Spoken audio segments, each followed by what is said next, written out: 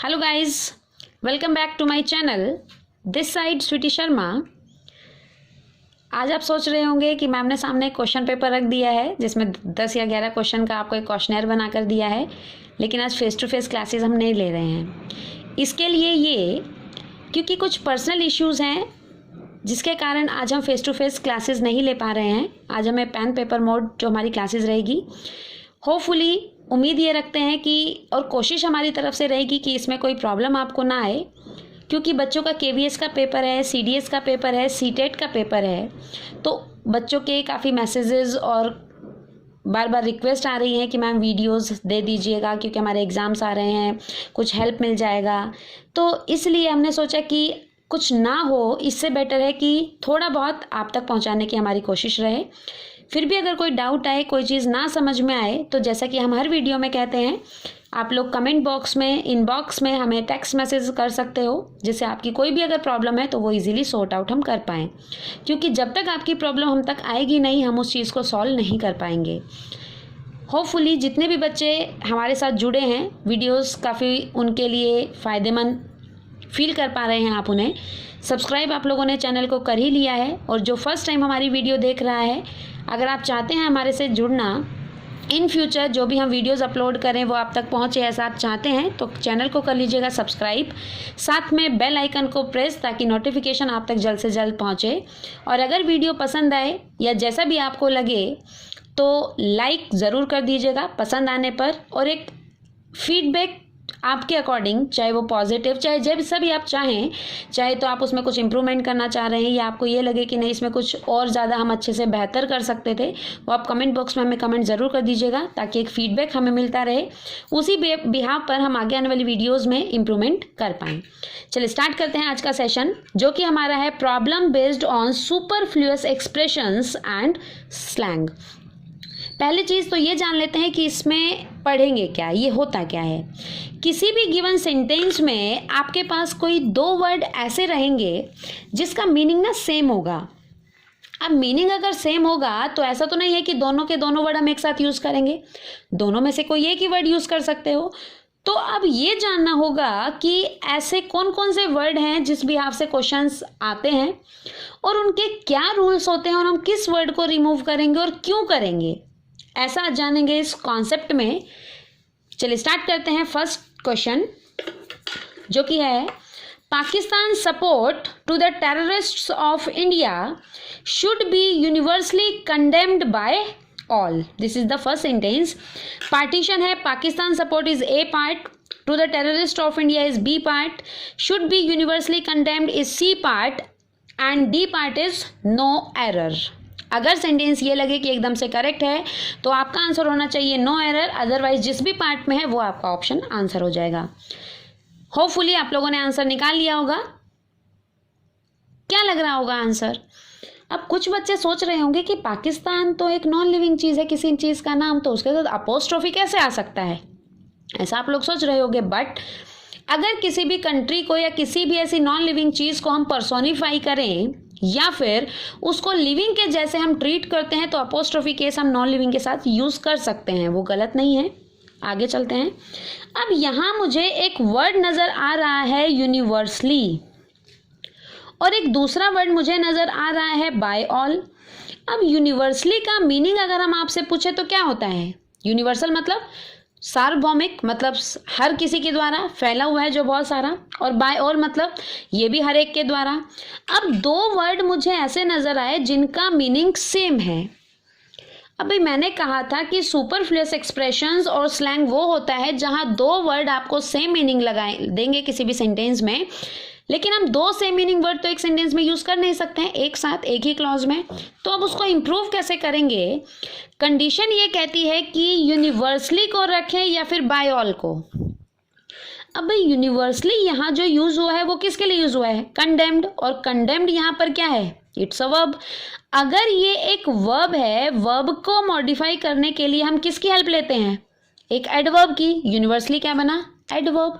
और bye all यहाँ पर एक आप कह सकते हो ऑब्जेक्ट के जैसे हमने उसको यूज़ किया है। अब अगर हम यहाँ से यूनिवर्सली को हटाएं तो सेंटेंस के मीनिंग पर इम्पैक्ट आएगा, जो कि हम लगा नहीं सकते। तो हमारा आंसर ये कहेगा कि हम यहाँ से किसको हटा दें, बाय ऑल को रिमूव कर दीजिए, उसका यूज़ यहाँ पर गलत है। Next sentence, within an hours journey we will approach near Patna. 1 घंटे की यात्रा के अंदर ही अंदर हम पटना के नज़दीक पहुंच जाएंगे, ऐसा कह रहा है। अब यहाँ उसने लिखा with in an hours journey. अब फिर से आप सोच रहे होगे कि आर के साथ अपोस्ट्रोफी कैसे आ सकता है। टाइम जब भी हमें शो करना हो या डे जब भी हमें शो करना हो तो हम यूज़ कर सकते हैं अपोस्ट्रोफी का, गलत नहीं होगा, करेक्ट है। फिर आगे यूज़ किया we will approach near Patna, ये चीज़। अब भाई अप्रोच अगर हम यहाँ देखें तो अप्रोच तो यहाँ पर एक वर्ब है जिसका मीनिंग क्या होता है, नियर बाय, उसके आसपास। और दूसरा वर्ड मैंने यहाँ देखा क्या लिखा हुआ है, नियर। भाई अब नियर का मतलब भी पास होता है और अप्रोच का मतलब भी पास होता है, नियर बाय होता है। तो 2 वर्ड ऐसे हैं जो सेम मीनिंग है, तो दोनों में से किसका यूज़ करेंगे। तो कंडीशन ये कह रही है कि नियर में से किसको हटा दोगे, नियर को या अप्रोच को। ऑब्वियसली हम किसको हटाएंगे, नियर को। तो क्यों हटाएंगे नियर को, क्योंकि अप्रोच ये कह रहा है कि यहाँ से नियर अगर हम हटाएंगे तो अप्रोच उसका मीनिंग अपने आप से प्रोवाइड हमें कर रहा है। दैट्स वाई कि किसको रिमूव कर देंगे, नियर को, क्योंकि अप्रोच को हटा नहीं सकते बिकॉज वो एक वर्ब है। Clear. Next sentence, each competitor tried his best to defeat the one another. भाई हर कॉम्पिटिटर कोशिश की, हर किसी ने किया, जो भी उसका कॉम्पिटिटर है उसको हराने की एक दूसरे से। अब यहाँ कंडीशन कह रही है भाई उसने किसका यूज़ किया है, ईच का। अगर ईच का यूज़ किया तो आपको ईच का कॉन्सेप्ट यहाँ पर क्लियर करना होगा कि ईच का यूज़ हम बेसिकली करते कहाँ पर हैं और किस चीज़ के लिए करते हैं और क्या मीनिंग हमें प्रोवाइड करता है और ईच और एवरी में क्या डिफरेंस होता है, ये चीज़ हमें जाननी है। तो कंडीशन ये कह रही है भाई ईच कॉम्पिटिटर। अब ईच का नेचर ये कहता है कि ईच के बाद हमें चाहिए सिंगुलर नाउन, सिंगुलर वर्ब, ये इसका पहला केस होता है। और दूसरी कंडीशन कहती है कि ईच ऑफ के बाद हमें चाहिए प्लूरल नाउन और सिंगुलर वर्ब। ये 2 नेचर होते हैं किसके, ईच के। अब उसने यहाँ यूज़ किया ईच कॉम्पिटिटर। भाई कॉम्पिटिटर तो एक सिंगुलर नाउन है, ये चीज़ तो करेक्ट है। फिर उसने यूज़ किया ट्राइड। ट्राइड तो वर्ब की सेकंड फॉर्म है जो ना तो सिंगुलर होती है ना तो प्लूरल, तो ये भी सही। आगे यूज़ किया है हिज। हिज किसके लिए, एक पर्सन के लिए, वो कौन, ईच। यूज़ कर सकते हो, ठीक बात। बेस्ट टू डिफीट अपना अच्छा दिया है, अपना सबसे बेस्ट तरीका दिया है, तो वो यूज़ कर सकते हो। 2 के बाद V1 आता है, ये चीज़ करेक्ट। अब कह रहे द वन अनदर। भाई ईच का अगर यूज़ कर रहा है तो ईच के बाद तो वन अनदर का यूज़ होता ही नहीं है। अब ईच के बाद अगर वन अनदर नहीं आता है दैट मीन्स कि कौन से पार्ट में एरर रहेगा हमारे पास, सी पार्ट में एरर होगा, क्योंकि यहाँ से हमें वन अनदर को हटाना होगा। क्या लिखना होगा, एनी अदर या फिर वन अदर, ऐसा करके। कंडीशन नेक्स्ट कह रही है क्वेश्चन की, according to me every student of English literature must read all the best tragedies of Shakespeare। अब बताइए सेंटेंस में क्या एरर लग रहा है, find out the error if any, otherwise your answer is no error. Hopefully आप लोगों ने एरर निकाल लिया होगा। चलिए स्टार्ट करते हैं। अब यहाँ पर जो एरर आया है वो आया है अकॉर्डिंग टू से। भाई अकॉर्डिंग टू की कंडीशन ये कहती है कि इसके साथ अगर कभी आप यूज़ करेंगे फर्स्ट पर्सन, और फर्स्ट पर्सन बेसिकली होता कौन है, आई और वी। तो कंडीशन ये कहती है अकॉर्डिंग टू के बाद कभी भी फर्स्ट पर्सन को आप यूज़ नहीं करेंगे। इसका मतलब जो हम बोलते हैं according to me, according to us, ये कहना गलत होता है। तो अब मान लो कि एरर तो मुझे पता लग गया कि ए पार्ट में है, लेकिन उसको इम्प्रूव कैसे करें? अब कंडीशन ये कह रही है कि जब अकॉर्डिंग टू का यूज़ हम नहीं करेंगे तो हम किसका यूज़ कर सकते हैं? इन माई ओपिनियन। अब आप बोलोगे कि यहाँ पर माई क्यों आया? भाई किसके लिए कह रहा है? मी के लिए। अब मी किसका केस होता है? आई का।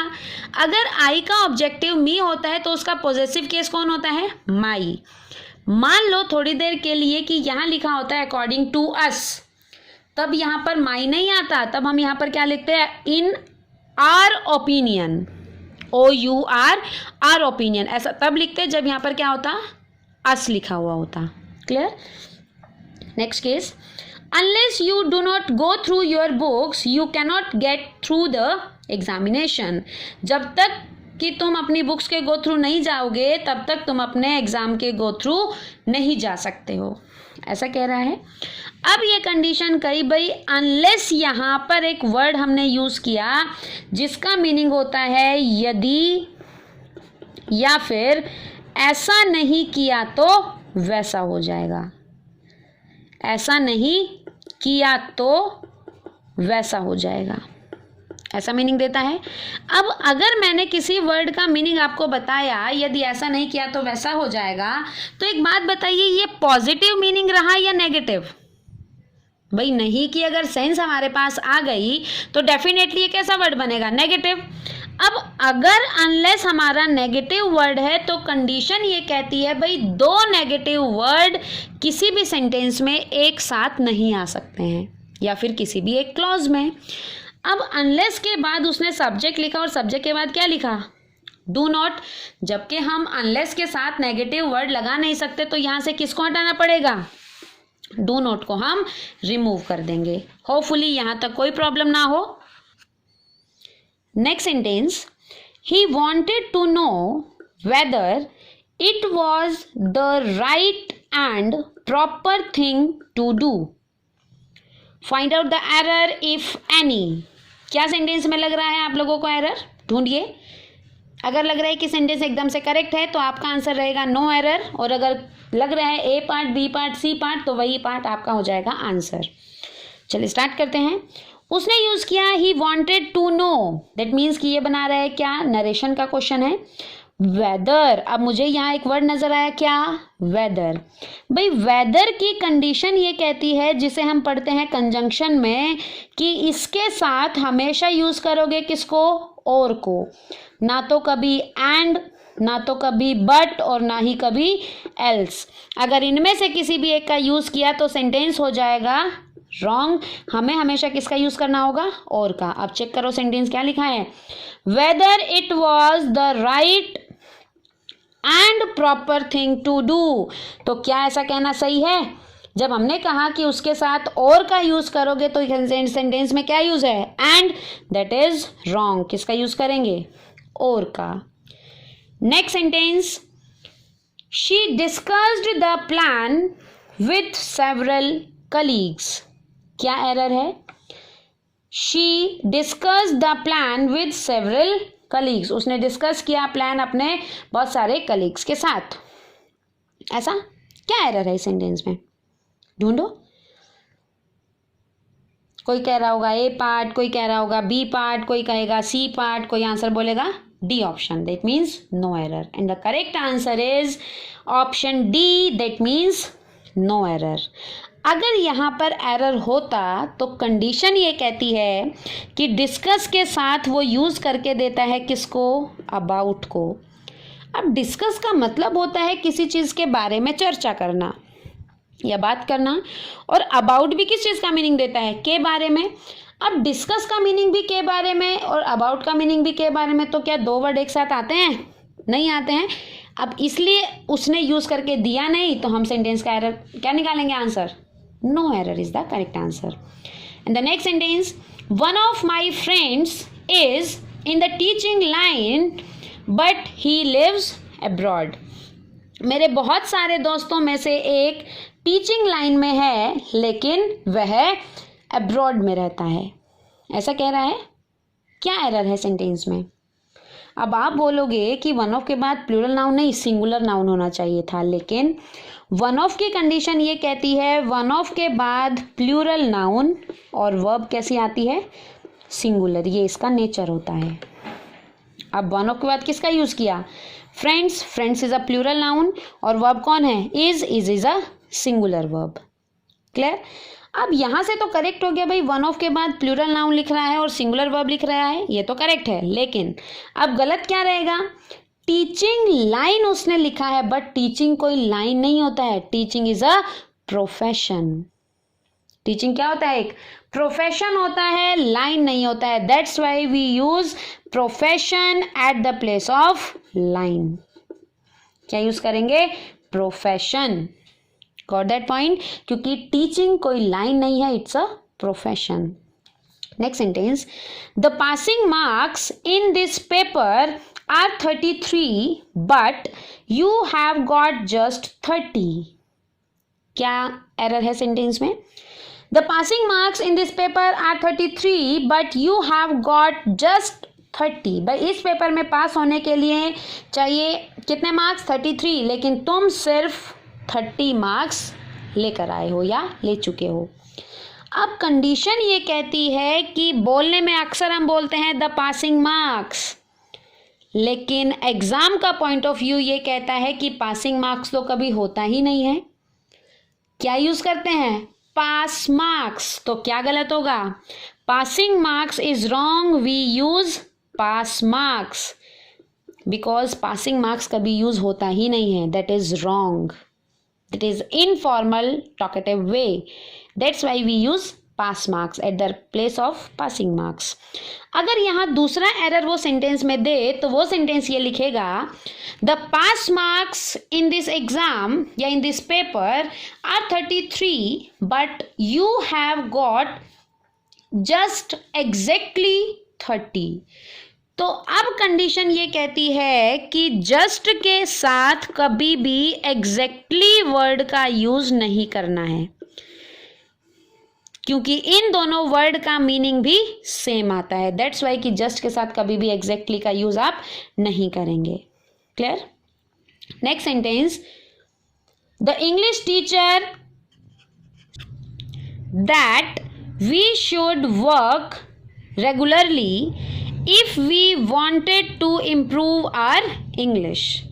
भाई हमारे इंग्लिश टीचर ने कहा कि यदि तुम अपनी इंग्लिश इंप्रूव करना चाहते हो तो उस पर प्रॉपरली तुम्हें काम करना चाहिए, ऐसा कह रहा है। अब बताइए सेंटेंस में क्या एरर है। बोलने में ऐसा लगेगा कि सेंटेंस एकदम से करेक्ट है, कोई उसमें एरर नहीं है, बट क्या पता हो, और हो सकता है नो एरर भी हो, क्योंकि नो एरर का ऑप्शन भी हमारे पास है। बताइए क्या एरर है। कंडीशन ये कहती है कि किसी भी लैंग्वेज के नाम के पहले पहली बात कभी भी कोई आर्टिकल हम यूज नहीं करते हैं, फर्स्ट केस। अब किसी नाउन लैंग्वेज के नाम के पहले आर्टिकल यूज नहीं होता है तो हम उसे यूज कैसे करें। अगर मैंने बोला द इंग्लिश टीचर, तो ये हमें हिंदी मीनिंग प्रोवाइड करता है अंग्रेज अध्यापक। क्या मीनिंग देता है, अंग्रेज अध्यापक। बट अब अंग्रेज अध्यापक ने हमें कहा या फिर इंग्लिश के टीचर ने हमें कहा, ऑब्वियसली इंग्लिश के टीचर ने, तो उसको करेक्ट करके हम लिखते हैं द टीचर ऑफ इंग्लिश। इसका मीनिंग क्या जाएगा, अंग्रेजी के अध्यापक। बात समझे। तो अब अंग्रेज अध्यापक ने हमें कहा है या फिर अंग्रेजी के अध्यापक ने, इंग्लिश पढ़ाने वाले टीचर ने, तो द इंग्लिश टीचर हो जाएगा गलत और उसको इंप्रूव करके हम क्या लिखेंगे, the teacher of English. Clear.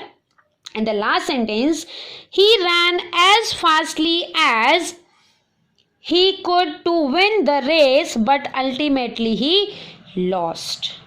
क्या गलत है सेंटेंस में, find out the error. And this is most important case. अक्सर हम लोग कहते हैं कि जिस भी किसी वर्ड में एलवाई होता है वो एक एडवर्ब होता है, ऐसा हमारा मानना है। बट कंडीशन ये कहती है कि जब कभी भी ऐड करोगे किसी भी एक नाउन के साथ एलवाई, किसके साथ, नाउन के साथ, तो ये हमेशा बनता है एक एडजेक्टिव। और अगर आप ऐड करोगे किसी भी एडजेक्टिव में ly तो ये हमेशा बनता है एक एडवर्ब। इसका मतलब ये कहना कि किसी भी वर्ड के लास्ट में अगर ly है वो हमेशा एडवर्ब है, ये गलत है। क्यों? क्योंकि ly दो कंडीशन पर आप यूज कर सकते हो, या तो किसी नाउन के साथ और या तो किसी एडजेक्टिव के साथ। नाउन में ly जोड़ोगे तो बनेगा एडजेक्टिव, और एडजेक्टिव में ly जोड़ोगे तो क्या बनेगा? एडवर्ब। बट सारे के सारे वर्ड्स में आप ly जोड़ो, ऐसी पॉसिबिलिटी नहीं है, क्योंकि कुछ के अपने अपने मीनिंग होते हैं। ऐसे ही यहाँ एक वर्ड हमने यूज किया है फास्टली, जो कि किसी भी लैंग्वेज में, किसी भी डिक्शनरी में हम ये वर्ड पढ़ते ही नहीं हैं। अब ऐसा क्यों?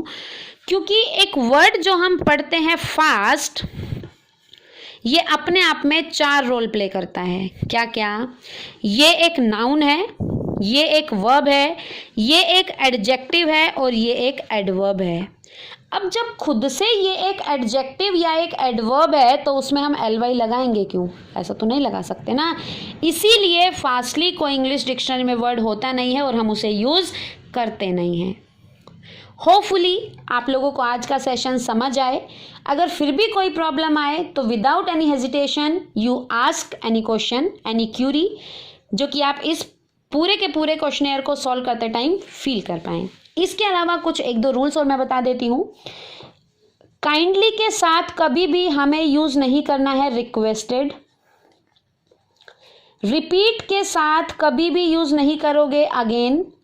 अक्सर हम लोग बोलते हैं इस क्वेश्चन को दोबारा से रिपीट कर दो, बोलते हो ऐसा। अब दोबारा से जब बोल ही दिया तो उसमें रिपीट करने की ज़रूरत क्या है? क्योंकि रिपीट का मतलब भी तो यही होता है, दोबारा से। अगर हम बोल रहे हैं रिकॉल तो उसके साथ कभी भी बैक यूज़ नहीं करोगे। अगर हम बोल रहे हैं रिटर्न, रिटर्न के साथ भी बैक नहीं आता है। जितने भी री वाले वर्ड्स होते हैं उसके साथ कभी भी हम बैक या फिर अगेन वर्ड का यूज़ नहीं करेंगे। अगर यूज़ करोगे तो सेंटेंस हो जाएगा गलत।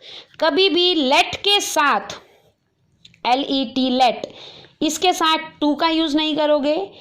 इक्वली के साथ एज नहीं लगाओगे, ये गलत है। अवॉर्ड के साथ टू नहीं आएगा, दैट इज रॉन्ग।